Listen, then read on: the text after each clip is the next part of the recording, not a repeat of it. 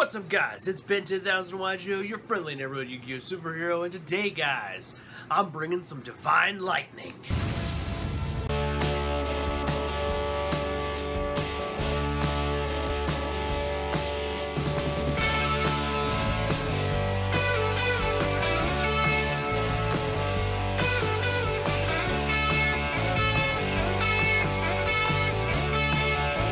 Alright, so guys, today's video we're going to be covering my Counter Fairy deck.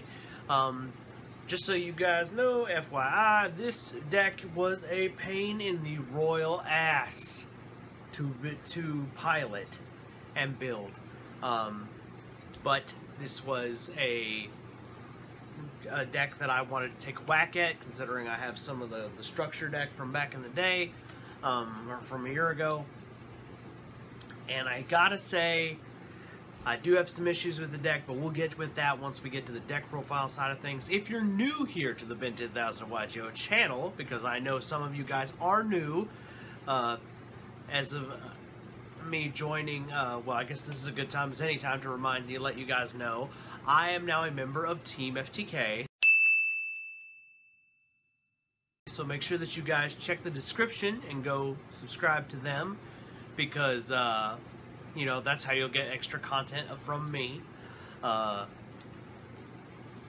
yeah, since I've joined Team FTK, I know some of you guys are coming from that channel, so here's how we do things. We have this little conversation here at the front.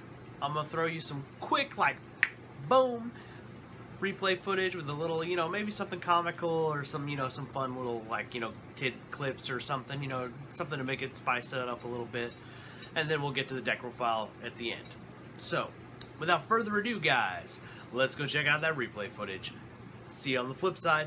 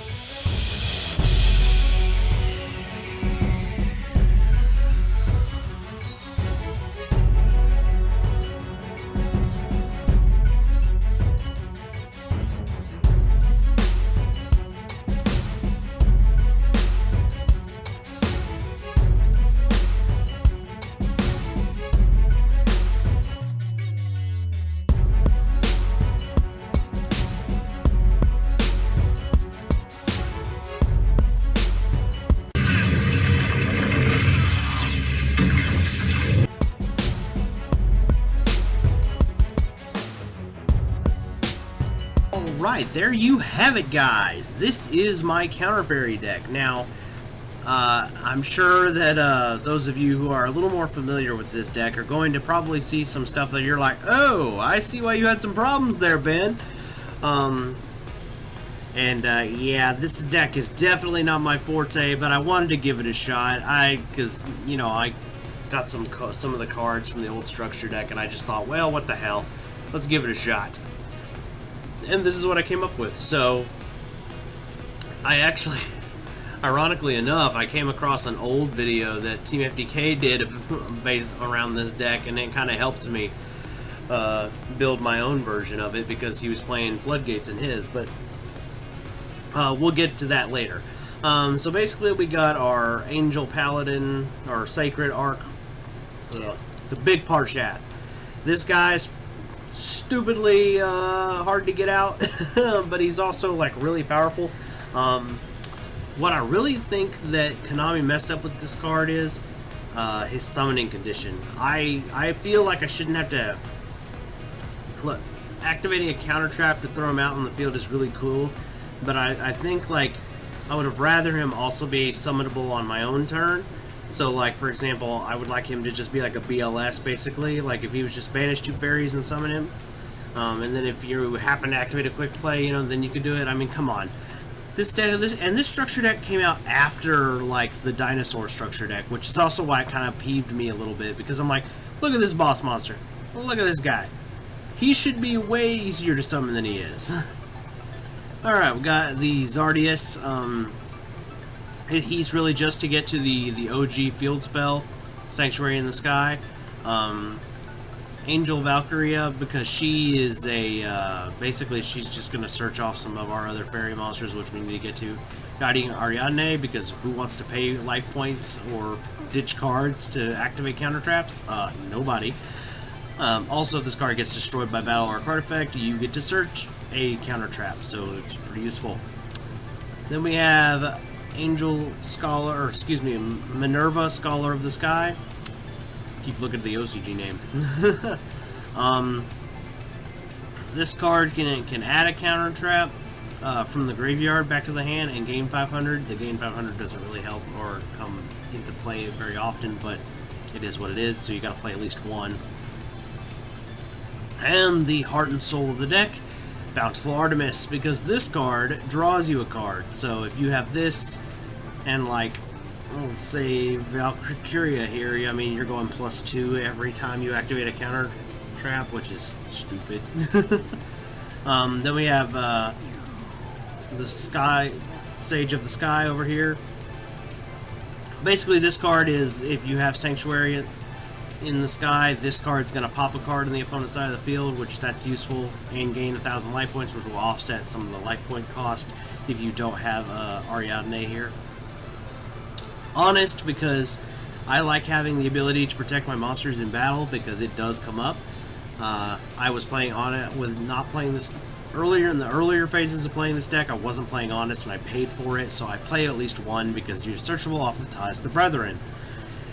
So we play Ties of the Brethren, and then we get the Honest, we put it back in our hand, and then our opponent has to decide, do they really want to attack? And then, of course, we also have Upstart Goblin and Pot of Duality. Duality and Ties can contradict each other, but it just depends. I mean, most of the time, it's no difference than if you were playing Card of Demise. I just went for Duality because it's cheaper. And you guys know me, I play the budget decks. Then we got Sanctuary of Parshath, which is basically, it's a second Sanctuary in the Sky, but basically what this does is it gives all our fairy monsters a 300 attack boost, protects our back row, which is very important, and then of course this also allows us to recycle our monsters and our counter traps. So that's why we only need one of like Honest and Sage here and Valkyria, because we get to cycle them back with this, and then rig our draws off of Artemis, which is really powerful. And then of course we have the regular Sanctuary in the Sky. This is just to help you keep from taking battle damage, and also you need it for certain of your counter traps to work. Now we have Summon Limit, and the reason why this is here is because this really hurts certain decks. I did play a Salamangreat player earlier, but I didn't get the footage because they rage quitted, but this basically slowed them down and allowed me to take the game. So, because he could only play 2 monsters a turn, which is not enough. Drastic Drop Off. Now this card's really useful because basically we wait for the opponent to either search or add a card, or maybe they draw a card and then we flip this and then they lose that card, and then we draw a card, so which is really useful. And one of the moves I like doing is like wait on their draw phase, just go nope, and then draw, and if I'm lucky, I have like Valkyria or more than one Artemis, and then I just go like Mega Plus, which is hilarious. Like, you just lost your draw, and I'm getting cards. Ha! And then we got Ultimate Providence.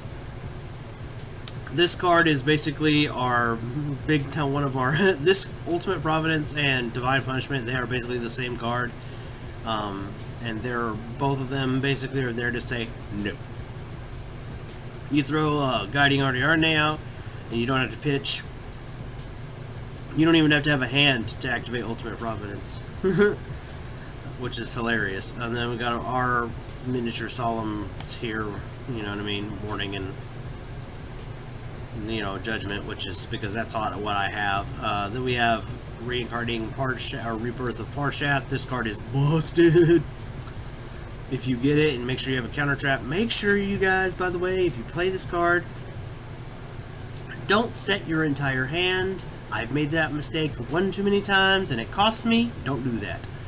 Make sure that you have at least one counter trap left in your hand, so you'll have something to reveal and ditch for this card. I felt like such a fool. Force Back. It's such a card that is so underrated, nobody sees it coming. But basically, it's hilarious because you negate their normal summon and then they draw a card, which is, and some decks really need their normal summon, like, really bad. For example, if you're playing against Sky Strikers, they don't have the engage, and they play the Ray, you flip Force Back, Ray goes back to their hand, they never get to the Link monsters. Just a little tidbit there. Then we have Divine Punishment, which is our other Solemn Judgment, basically. Like I said, you just need Sanctuary of the Sky or Sanctum of Parshath. Either one of these two, because this counts as Sanctuary in the Sky while it's in the field. And then Divine Punishment is live. Our extra deck is really kind of whatever. We're playing the Parshath cards and some rank 4s, but we did get to experiment with Celestial Night Lord Parshath. This card is really powerful. I enjoy it, but I don't think it's enough to push the deck forward. Or maybe I'm just not playing it right. I'm sure you guys will tell me in the comments. Hippo Shinigami. This is just to give our monsters a 500 attack boost. If we, we'll make it. Oftentimes I just use it to get rid of Ojama tokens from the from the field. What is that deck? The Mystic Mind deck. It's late recording this, so if I seem a little tired. This deck is really, I really enjoy this. I actually like the concept of the deck, but I do have some really big issues with it. For one, it seemed like it didn't matter whether I was playing Ties of the Brethren, Card of Demise, regardless of whatever staples you want to throw in here. It seems like it didn't matter. This deck's kind of a glass cannon. If it doesn't go first, you're going to lose, period. You might be able to take it back if your opponent breaks, but most times, if you don't go first, you're losing. Which is what I don't like about the deck. I think the deck needed, what the deck needed was, like, for example, Reincarnating Parshath here to be like a hand trap, counter trap, like Red Reboot. You know what I mean? Maybe with a different condition, like if you control Sanctuary in the Sky, you can activate this card from your hand or something. Like, if that was the case, this deck, I think, would be where it needs to be. But unfortunately, Konami, I guess they thought, oh, the dinosaur deck was too strong, we need to dial it back, or something. I don't know why they thought like that, but I'm telling you guys, the dinosaur structure deck is literally, to me, is like, this is where, that's the example of where structure decks should be power-wise. Like, they should be a deck that is always, like, at least tier 2 status. And when I play another structure deck and it's nowhere near close, it's very frustrating. Like, even it's the counterpart to this deck, like the Lair of Darkness deck, even that is far more viable than this. And yeah, I'm saying it, it's way more viable. If its counterpart is. But because, Lair of Darkness deck doesn't, it's relying on its field spell, but at least it doesn't care if it goes first or second as much. Like this deck, it has to go first. Has to. Otherwise, you're just wasting your time. Anyway, guys, so if there's a way that a few ways you can, different ways you can play the deck, like if we go with if we look into the Heralds here, let me just scroll down here. Like, there's a few different ways you can play this deck, but like, for example, we've got the Heralds of Light here, the orange, green, and purple light. You can combo that with Valkyria, and there's like the Eva card. Hold on, let me go get it for you guys. Eva, there it goes.